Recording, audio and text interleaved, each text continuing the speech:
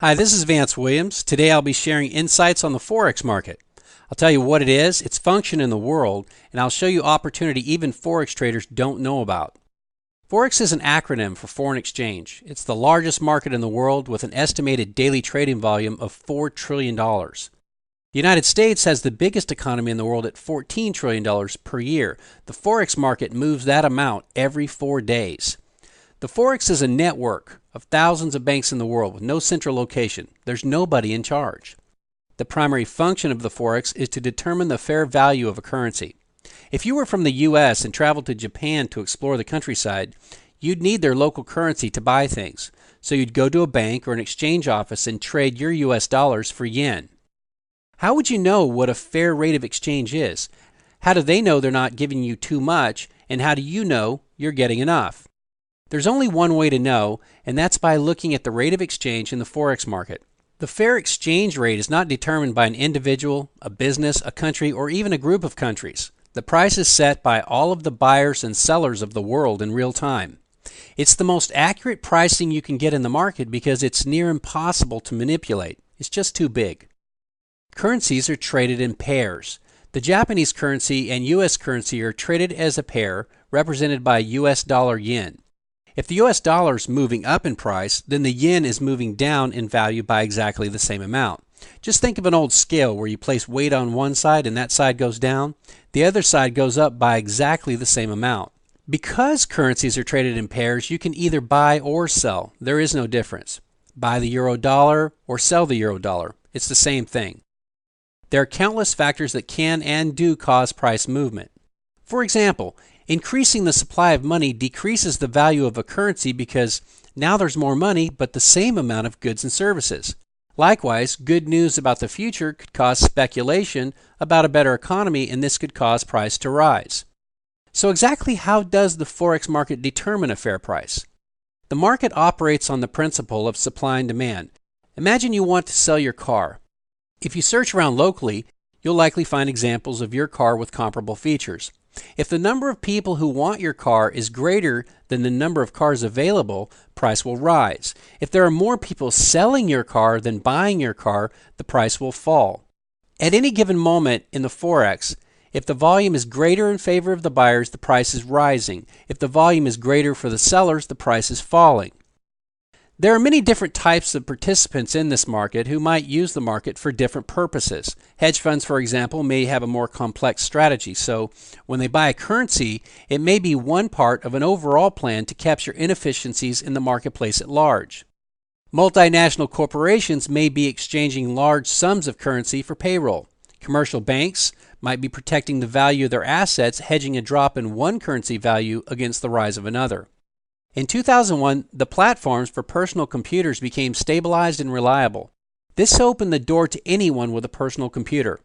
I think that most people are attracted to this new opportunity because it offers freedom and flexibility unlike anything we've seen.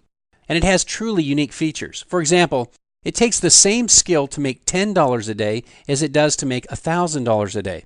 Because of this and the fact that you can start trading with as little as $300, tens of thousands of people from all walks of life have come to try their hand at Forex trading. The basic proposition is pretty compelling. The market can only go two directions, up or down. Since the market can only go two directions, you basically have a 50-50 chance of being correct knowing nothing at all. Therefore, if you had some knowledge, you could increase your probability of success. This is accomplished with another principle. Human behavior is repetitive. Because human behavior is repetitive, we can observe human behavior and predict with great accuracy what people are likely to do in the future. Think of traffic patterns. If you map traffic each day near a city, you would begin to see certain patterns repeat over and over again. An obvious one would be how congested things get at rush hour. If you continued to watch, you would see other patterns too. For example, you'd notice that big trucks tend to drive in a particular lane. This is no different from the patterns in the Forex market because human beings cannot escape their tendency to repeat patterns. So as buyers buy and sellers sell, behavior patterns emerge. When these patterns form again in the future, we can know with a high degree of probability what will happen next. It's easy to see patterns that predict price direction 70, 80, and even 90% of the time. Now, if you add the concept of money management, you can control the size of your wins and the size of your losses. If I risk $1 to make $2 in each trade, something interesting happens. My pattern of success rate is 70%, but I only need to be right just over 33% of the time to make a profit. Now, this is where I tell you something I promised at the start of the video. I said I would show you an opportunity that even most Forex traders don't know about. You see, most traders in the world are focused on exactly what I told you. They use the high probability patterns and they use good money management. And what is their result? They fail. You're never going to make money over time trading Forex by focusing on information about the market. I'll give you a simple real-life example. Where I live, you can save money by shopping at our grocery store on Saturdays. Suppliers know that the largest numbers of people are going to be at the store on Saturdays, so that's the day they tend to compete for those customers. A penny saved is a penny earned, they say. In other words, it doesn't matter if you make $10,000 a month if you spend it all and have nothing to show for it. So when you save money, you make money. Now, you can make money shopping on Saturday, but would you? We would find out if we tracked exactly what you did. So I say, okay, go shopping and just write down what you do. After a few weeks, I would then say, all right, now let's review what happened. What types of things might we find out? We might find out that you did save money on things you bought, but did you save money overall? Did you go shopping hungry one or more times? And because you were hungry, did those impulse items offset any savings? Did you buy things that you might use in the future just because a deal was too good to pass up? If we were really checking to see if you were successful saving money, you would quickly realize there's just no way to save money if you don't have a plan. You would realize that as part of that plan, you must make some rules about yourself. For example, you might have a rule to eat something before you go. If you like to stock up on things, then you might need a rule that says you can only buy it if it will be used within 90 days. Now notice how profit has very little to do with any information about the store and everything to do with the decisions you make. 95% of the traders in the world focus on the market. A successful trader focuses on their plan.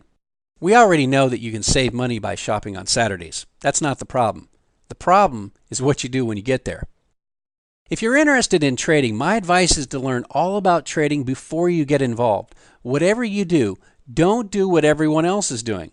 One of my teachers used to say, if you want to be successful, find out what everyone else is doing and go the other way. It's really good advice. If you'd like to learn more about trading, I'd like to invite you to visit my site at forexartofwar.com. There you can download my free ebook, 8 Things They Don't Tell You About Forex Trading. It will explain many of the common mistakes that traders make over and over and how easily you can avoid making these same mistakes yourself. I can promise you that this little ebook will save you a lot of time, a lot of money, and point out at least one thing you never knew. You'll see that what people don't know really does hurt them. So until next time, thank you, stay great, and remember that success is not about what the market does. It's about what you do.